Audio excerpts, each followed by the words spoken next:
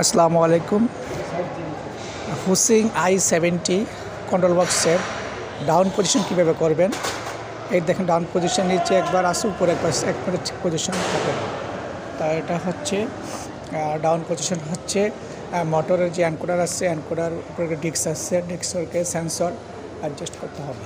সেন্সরটা adjust করলে আপনারা down position চলে আসবে। আমি এখন সেন্সরটা ডিস্কের যে সেন্সরটা আছে সেন্সর অ্যাডজাস্ট করতেছি।